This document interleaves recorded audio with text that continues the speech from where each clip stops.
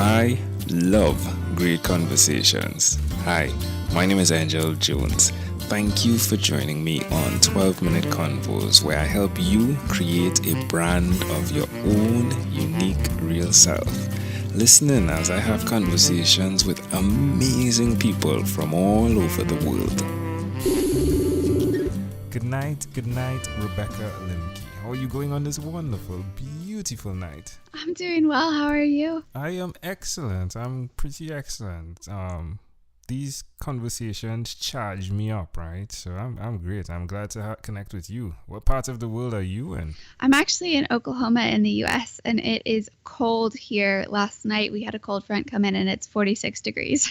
Ouchie. Well, I always offer the opportunity to email some Caribbean sunshine. You could always let me know if you want that. I would love that right about now.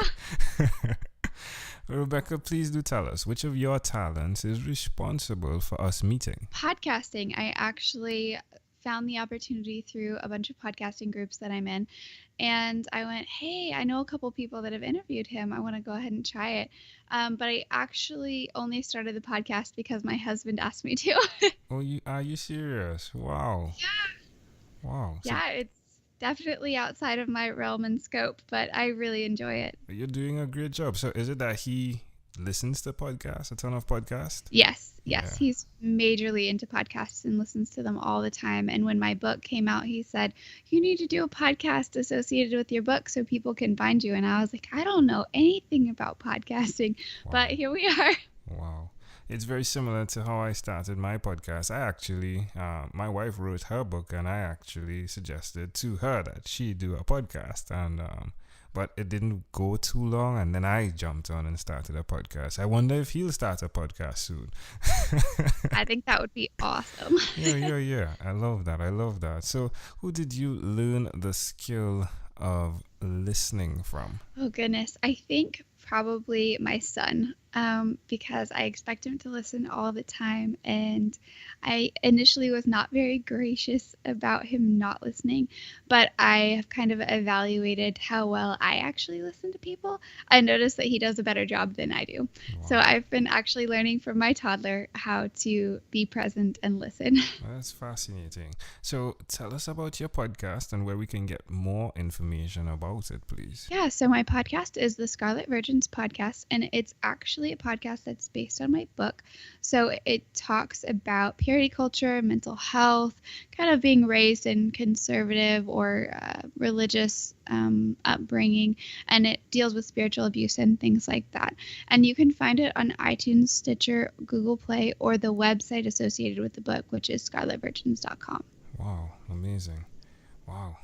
So why will you continue to repeat this skill? You've jumped into being a podcaster. You've started it. You've gotten through the hard part, right? Which is the initial stages. Why will you continue? Yeah, so I've actually gotten the most emails and the most people reaching out to me about what I do through the podcast. I don't know how, but so many people have found me through the podcast, and I've had just different people from all over the world reach out and say, I loved this episode, or I loved that episode, and I want you to do this and this and this. And so I've had so many requests come in and so many people emailing me that the podcast changed their life that I've just continued to do it. Originally, it was supposed to be a short run, like I think 12 episode podcast. And because of the people that asked, we decided to go ahead and do more. That's amazing. Well done, Rebecca. Tell me one other thing you've done consistently over the last 3 years, please. So I write. That was actually how I got into content creation in the beginning. And I actually haven't been writing for 3 years in terms of a blog yet. It's been a little over 2, but I did start kind of writing down some ideas in the year that I was pregnant with my son. And I started basically because a lot of things came up from my childhood while I was pregnant. It caused a lot of memories and things to surface. And so that kind of triggered basically me starting to write. What were the feelings like during that time? They kind of had just a scope between, things that I wanted to do with my son, things that I remember about being happy in childhood. But for the most part, they were a lot of traumatic memories from abuse that happened and from things that happened in the community that I grew up in that one counselor described as a cult, and things like that. And for the most part, the memories were of that sort of thing. And I just remember thinking, how could I have, brought a child into this world, and how am I going to protect him from what I went through? Well, you definitely can, right? Yes. If anyone can, it's you. It's like you've been prepared. The foundation is set, right? There are two ways we learn. I've learned. There's the way that we go through something and then we can help others not go through it, or we could read about it, right? And experience it like that. You've actually gone through some trauma, and now you're the best fitting person, not just for your son, but the world by extension, the people you're reaching via your podcast, right? Mm-hmm. Yep. Yeah. Like, just be encouraged. Be encouraged. Why would you suggest someone else who may have gone through something like you've gone through do what you've done? Because I think it helps, especially people who have been abused, to find their voice. I think so many of us feel voiceless and powerless. And when you find a content creation that works for you, whether it's poetry or writing or vlogging or podcasting, you kind of get that voice that was stolen from you for so many years. And you kind of come into your own and form your own identity outside of the abuse that you've endured.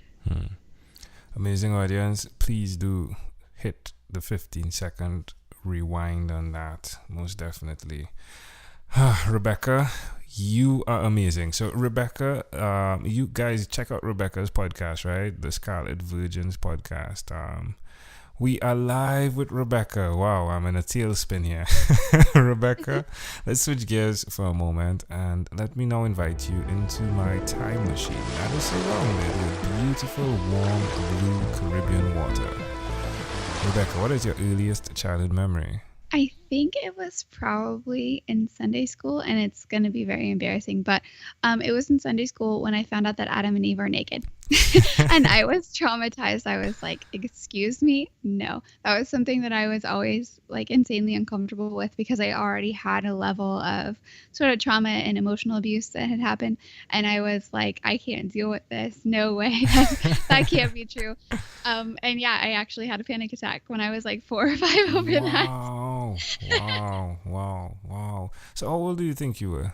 4 or 5, you said, right? Yeah. I was either in kindergarten or about to be in kindergarten. Wow. So why do you think this memory is so clear? I think because it was the first time that I really, truly was panicked and very fearful.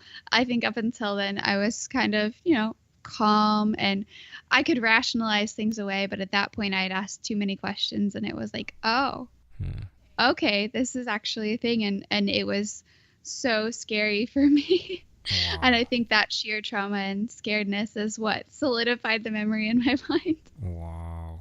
Yeah, I definitely think it connects. So can I offer an interpretation to the thought picture you created in my mind? Absolutely. So I love the idea that, and it may seem painful, but it's fascinating that you learn through asking the questions that will bring an answer that isn't always favorable, but that you've learned how to rally through the emotional aspect, so that you yourself have now a foundation where you can help others. So it can be challenging, right? But you're going through the pain, and then you're speaking to others from that place where you have had the pain. It's not really one of the best places to be, but for the people who have been in that situation, you are hope. I think that's a great interpretation. I love that, and I'm going to be hanging on to that. Yeah, you're welcome. If we fast forward to when you were 12, what was your favorite song? Oh gosh.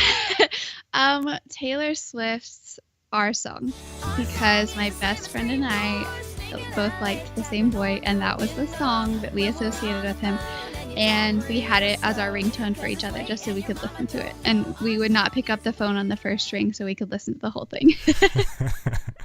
Wow. Well, it all connects here, folks. Rebecca, we have arrived at our destination, but before we get off of this time machine, there's a small declaration form, so it's yes or no. We're going to go pretty quickly here. Rebecca, have you chosen someone to pass on your skills to? I have not yet, and I was actually thinking about that today, ironically enough. Wow. Well, you said you're married, right? And you have one son, right? Yes. Do you believe in God? Yes. Do you have an inner circle of friends? Yes. Do you watch TV for more than 3 hours a day? No. How about 3 hours a week? Still, I don't think so. I'm not a big TV watcher. What about screen time, the phone and or the computer? Is it more than 8 or less than 8 hours a day? I would guess it would be close to 8 hours a day since I work on my computer. Rebecca, after having 1,001 conversations in 3 months, I came up with a workbook, and it's called Yours. It stands for your own unique real self, and connected to that is your own unique real statement. If you had to share with us your own unique real statement, a statement that represents Rebecca Lemke, what would you say that is? I think it would probably be the tagline that I've sort of honed at this point, which is that your identity isn't found in what you have and haven't done, but in what Christ has done for you. Wow. Rebecca Lemke, this was a great pleasure. Before you leave, is there anything else you'd like to share with our amazing audience? Just that it was such a great time interviewing with you, and I really appreciate the opportunity. You are welcome. Rebecca Lemke, thank you for being on 12-Minute Convos with Angel Jones. Thank you for being on 12-Minute Convos with Angel Jones. Stay tuned for more from our advertisers. Diabetes is a mountain pandemic. It's a disease that's not acute but chronic.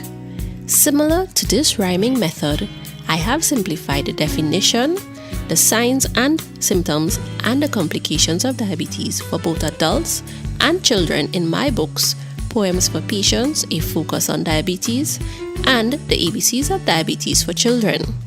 These books are available on Amazon.com, and for more information, you can visit my website, poemsbyaj.com. That's poemsbyaj.com.